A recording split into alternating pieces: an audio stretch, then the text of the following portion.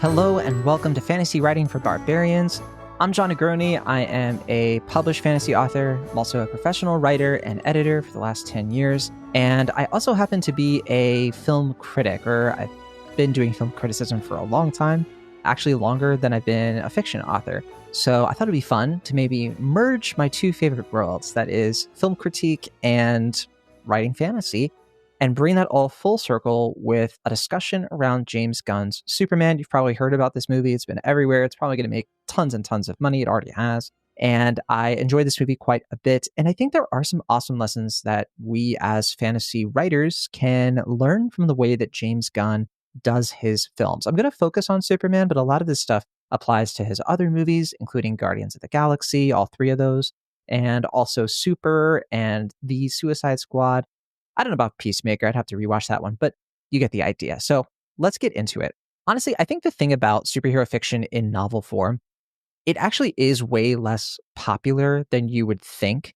And I think that's honestly kind of wild when you consider how absolutely massive superhero movies have become. I actually tried my hand at this kind of thing back in the day. My debut novel, which is called Killer Joy, it's behind me on the shelf. It was essentially this like superhero fantasy hybrid thing set in was basically a colonial take on classic high fantasy tropes. And let me tell you, trying to get something like that published in 2017 was very, very difficult. It was possible, but I had a hard time with it. I can't even imagine how hard it would be to sell a book like that in 2025. So I'm not going to try. I don't think you should either. But anyway, the reason I'm bringing this up is because even though the superhero novel market is a lot tougher to break into than a lot of other genres you could be getting into, there actually still is a ton of room for compelling superhero fantasy experiments, especially in short fiction. I actually have my own short fiction superhero thing coming out later this year in an anthology. So there are still corners of it. And I do also think that the concepts and techniques that we can learn from, like from these big budget movies, can really revolutionize and change how we approach our own fantasy writing, even if what you're working on isn't really a superhero story at all.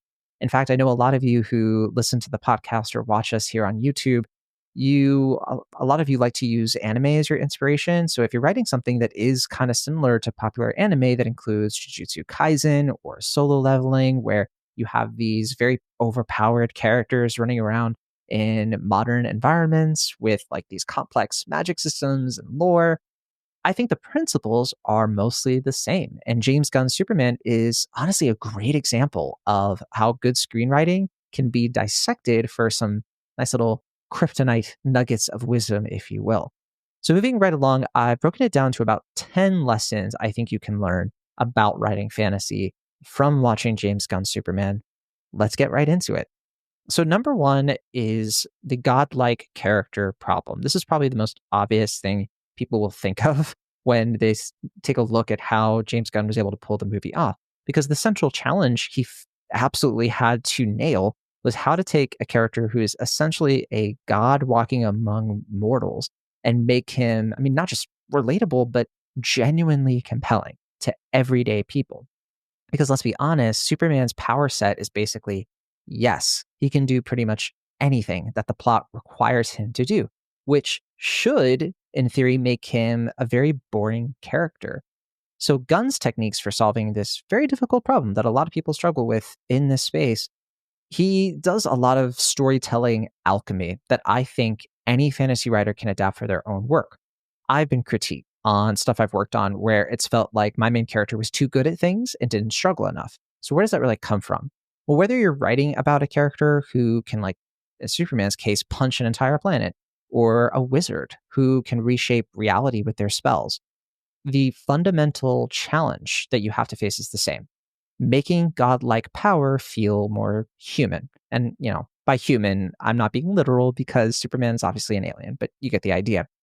Before we dive deeper, I want to be clear about something too, in terms of the movie. I don't think Superman is some kind of cinematic masterpiece. I should have said this earlier.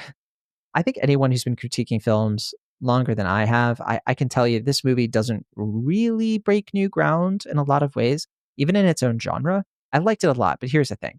It's incredibly good at being exactly what it needs to be at this moment to be successful. And sometimes I think that can matter a lot more than being groundbreaking and innovative for the sake of it, if that makes sense. And I'll admit too that this movie does have a few things in it that were genuinely innovative to some extent, in their own right.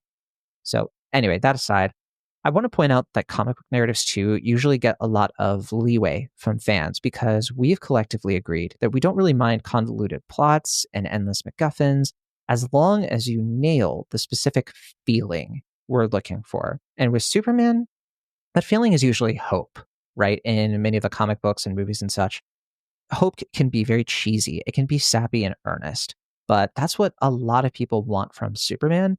It's what a lot of other superhero movies tend to either maybe shy away from or even lean in a little too hard. Quite honestly, that's more of like the indie stuff. But anyway, that's a godlike character problem. Number two would be establishing vulnerability clearly and early.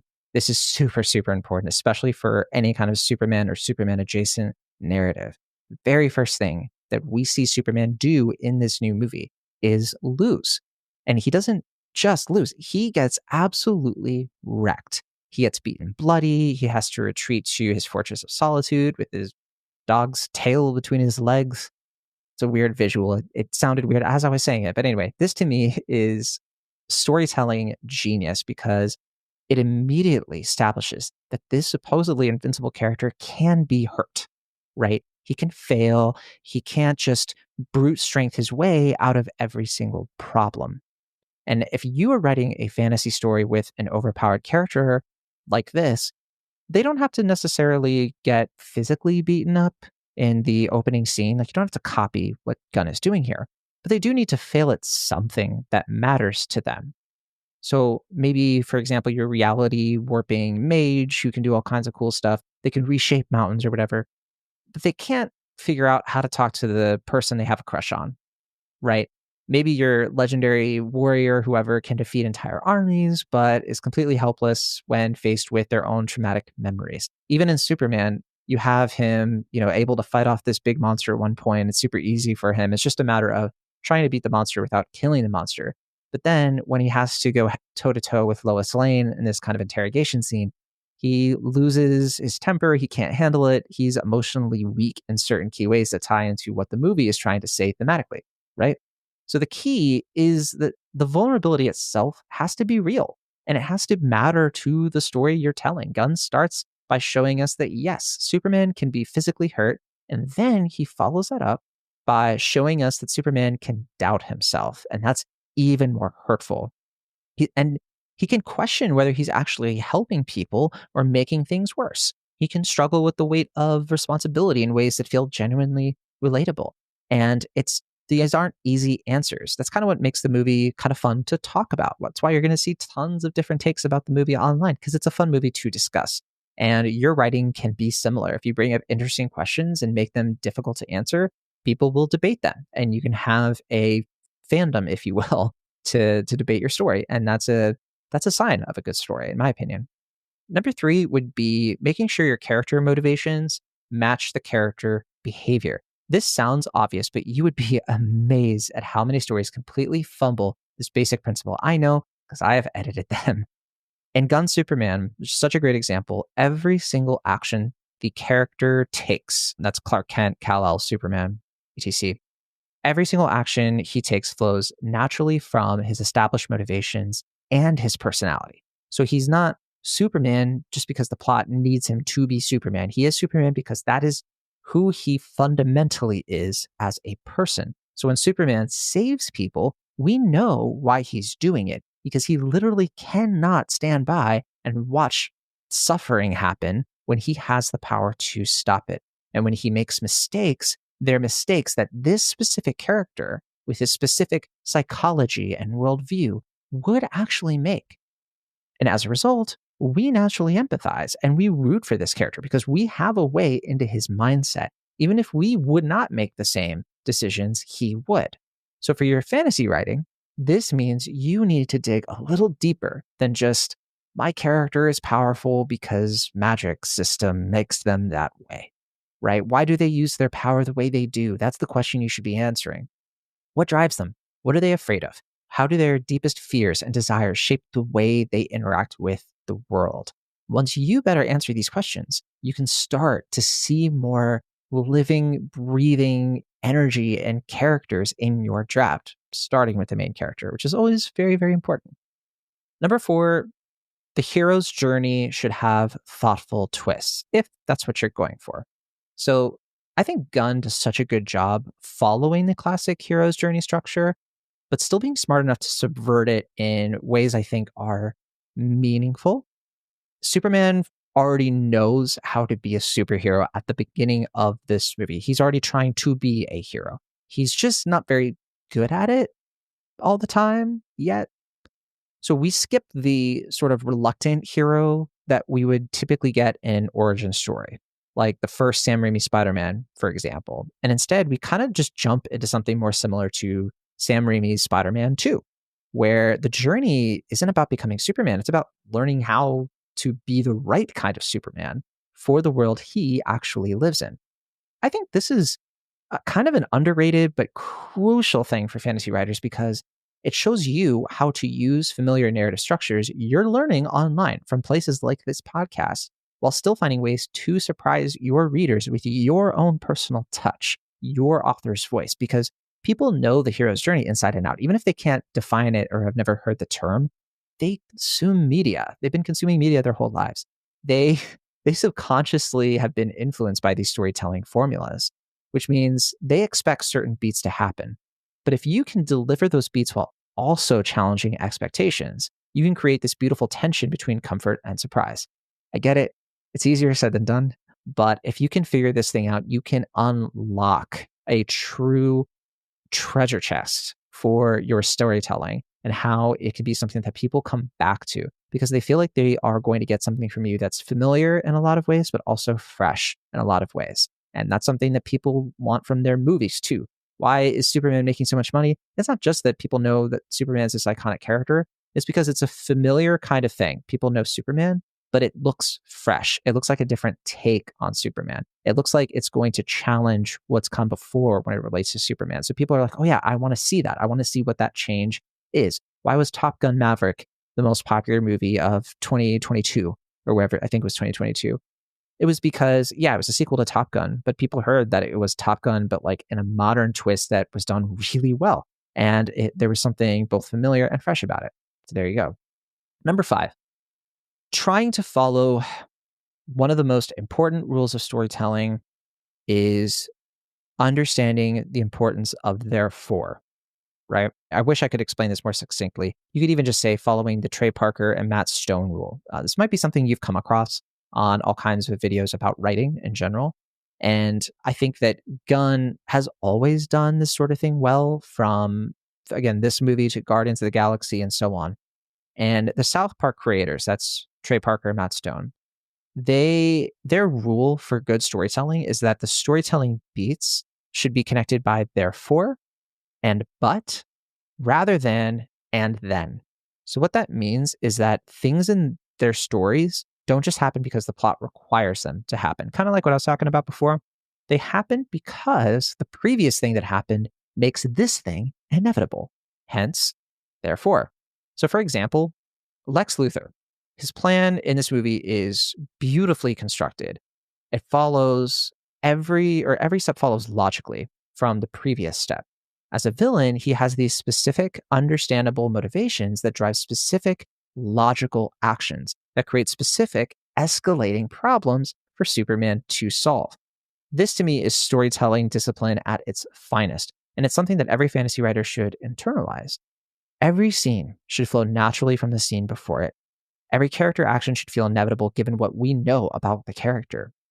Every plot development should feel like the only thing that could have happened given the circumstances. If you want a good fantasy reference, Game of Thrones, the whole Song of Ice and Fire series is so good at this. It always feels like everything that happens in the world of Ice and Fire logically continues from the next thing. Even if you read the history textbooks in that universe, so A World of Ice and Fire, for example, and the stuff that House of Dragon is based on, Fire and Blood, you'll notice that as Martin was writing out all those basic like moments in a timeline, they were compelling because they all had therefore.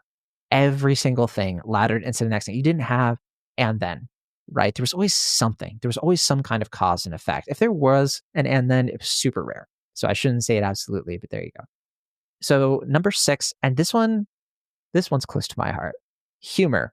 I think I've always believed this, and this is one of the reasons I love the way that James Gunn approaches stories, even though I know he's not for everyone. And it's not to say that everybody should like James Gunn's approach to writing. But one of the reasons I do like it is I think that he is so good at humor that lightens the tension without removing the tension. And Marvel has been struggling with this for a few years now. They've done it well here and there. I think James Gunn was making Marvel movies not that long ago with Guardians of the Galaxy 3, right? But I think that Marvel in particular, or the Marvel Cinematic Universe more broadly, they've gotten a little addicted, in my opinion, to undercutting serious moments with these like jokes and quips that to the point where nothing feels like it has very significant stakes anymore. Whereas James Gunn, on the other hand, understands that humor should enhance the drama. It doesn't have to replace the drama. So when Superman says something goofy after getting his butt kicked, it's typically kind of funny, but it's also character revealing. Like there is kind of a point to it. It tells us something important about who this person is, how he sees the world, how he sees himself, how he was raised. And that last thing there too, with how he was raised, that's an actually essential theme of the entire film. The ending pays that off very well. I think the humor comes from the character without winking at the audience and saying, isn't this all kind of silly? We're in on the joke too. That kind of worked for movies before with things like Age of Ultron, where Hawkeye, is like, this doesn't make sense. I got a bow and arrow, see? But it's 2025. And for fantasy writers, this means that your comedic moments, or even just like any attempt you make to add levity and fun to your thrilling story, they should arise more naturally from your characters and the situations they're in, not necessarily from you as the author making fun of the genre you're writing in. There has to be a balance. It could be the kind of story that you're writing, if it's a parody or a satire. But even then, it's such a fine line because you don't want to make it feel mean-spirited. And then you also don't want to make it feel like you think you're above it all, because that makes the writing less likable, if that makes sense. So, yeah. And I also think that people assume comedy and drama are opposites. We learn that in humanities, sort of. But I like to think of comedy and drama, at least in the way that they're used for storytelling, I like to think of them as more like dance partners, right? They have different roles, and when they work together, they make everything more fluid and powerful to watch. But sometimes comedy takes the lead and drama is the follow, and sometimes it's the other way around.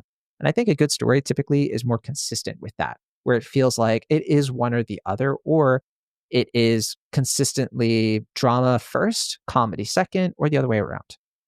Number 7, the blank slate advantage. I think there's something really important to understand, and that's that Gunn was working with massive constraints that you as a fantasy writer probably don't have to deal with, right? Everyone who walks into a Superman movie already has expectations about who this character is and what he should do. James Gunn had to work within those expectations while still finding room to surprise people. And that's not even talking about the perils and challenges of having to, convert his writing into live action. You, on the other hand, are working with a blank slate advantage, which is so huge because you get to define the expectations instead of working within them. The exception, of course, would be fan fiction, but assuming that that's not what you're doing. You get to establish the rules of your world, the personality of your characters, the tone of your story. And that's incredibly liberating if you know how to use that freedom effectively and responsibly. So, yeah, you know what? I'll say it. Great power comes with great responsibility. I had to. And that responsibility here is to be intentional about every single story choice that you make. When Gunn has Superman act in a particular way, he is building upon decades of character history and cultural expectations. When you have your character act in a particular way, you're building from scratch, most likely, which means every action and line of dialogue and everything else, it has to carry some kind of weight. So definitely good to keep that in mind. Number 8, making the complex feel simple. One of the most impressive things I consider about Gunn Superman is how he manages to juggle this incredibly complex world. Multiple alien species, advanced technology, government conspiracies, these other superheroes, the cosmic threats, and he manages to do it while still maintaining, I think, a narrative that feels very focused and accessible. And he does this through what I sometimes call, and other people call it too, emotional anchoring. Never heard of emotional anchoring? No matter how weird and complicated the plot gets, it's always anchored to some kind of simple, universal human emotion. So Superman's struggle, for example, goes way beyond fighting supervillains. His struggle at its core is him as a young man trying to figure out how to be simply good in a complicated world, trying to earn the trust of people who have every reason to be suspicious of him, and honestly trying to live up to impossible expectations while staying true to who he is and how he was raised. There's a nice little meta layer to that with this movie of like making a Superman movie with that same kind of, these impossible expectations. It's gone through so many difficult things and the shadow of the Christopher Reeve movie and all that. But when it comes to fantasy writing, I think that you can have the most elaborate magic system in the world, and you can have these complex political, intrigue kind of moments, and you can have such great world building that's so imaginative and original. But if it's not anchored to simple human emotions that readers can immediately understand and connect with, it might just end up being a lot of noise and very skippable. That is a word. It could be a paper bag in the wind, quite honestly. That's what separates a story from a textbook. And that's why sometimes it's a struggle to see folks put so much emphasis and time and worry into their world building when a lot of the time they need to take a step back and focus on what is the story, because the story and the world building should be connected. They should not be mutually exclusive, at least not when you are in the drafting process. You should have it figured out by then. In my opinion, there's other ways to do it, but I think that is making it a little bit more likely for you to succeed. Number 9, the hope problem. Something else definitely worth talking about for sure. Hope is a really hard thing to write well. You'll notice if you try it. It's so easy for hopeful characters to come across as naive, preachy, just boring. I think cynicism is a lot easier to write because it makes you feel more sophisticated. It reads more sophisticated and realistic and adult and all that. But I love how James Gunn manages to make Superman's kind of fundamental optimism that he has feel really earned and infectious. It's never like assumed that he's just going to be this way. And in a way that I think that we did see in movies like the Justice League one from Henry Cavill, where they tried to kind of take this version of Superman who started off as kind of broody and edgelord. And they're like, oh, never mind. Now he's going to be more like a Christopher Reeve sort of Superman. And it didn't really work. It rang a bit false, right? And I think that this Superman we're dealing with here, played by David Cornsweet, who, by the way, did a great job. I think he's seen the worst of humanity. He's been betrayed, he's been manipulated and attacked at every turn in the movie. So he has every reason to become cynical. And I mean like Batman v Superman cynical. That choice, the work that it requires to make that choice, it's to me what makes the character compelling. And for fantasy writers, this is such a crucial lesson because if your character is going to embody positive values like hope and courage and compassion and justice and the American way, whatever, those values have to be tested to some extent. They have to cost the character something. I've struggled with this so much with my characters, making sure that that's always layered in because these have to be choices your character makes despite having good reasons not to make them. I'm going to say that again to make sure you get it. They have to be choices that your character makes despite having a good reason not to make that choice. That's what's going to make it compelling and memorable and real for most people. And finally, number 10, the ending. Because I have to be honest, I have a lot of nitpicks with the ending of James Gunn's Superman. I felt like it was way too tidy. It was a little too neat, especially after it was setting up more complexity and nuance. So it's not my favorite aspect of the movie. Again, I said it's not, the best movie in the world or anything, but whatever. I, at the same time, will recognize that Gunn did make a pretty smart choice in making the film feel like a complete story that isn't constantly trying to set up the inevitable sequels and spin-offs and such. There's plenty of stuff in here that suggests that there could be more movies, but it is sticking to answering its dramatic question and its abstract question. The dramatic question being the plot stuff. Can Superman stop Lex Luthor? And the abstract stuff. Will Superman be able to grapple with his legacy in light of learning why he was really sent to Earth? That's the abstract question. And that gets answered. And it gets answered in a satisfying way. So yeah, you could do more movies, but it doesn't feel like we have all these loose ends that are teasing us, right? That can work. I mean, Avengers Infinity War was a part 1. But a lot of the time for you fantasy writers, especially in this space, Even if you're planning these like epic multi-book sagas, every individual story should feel complete on its own terms. Even Avengers Infinity War, it did have kind of a standalone quality to it. Even though you knew there was going to be another one, it does kind of end answering its central dramatic and thematic question. And in your case, you should be giving your readers some kind of sense of finality and closure, at least on those terms. And even when you're opening the door to future stories.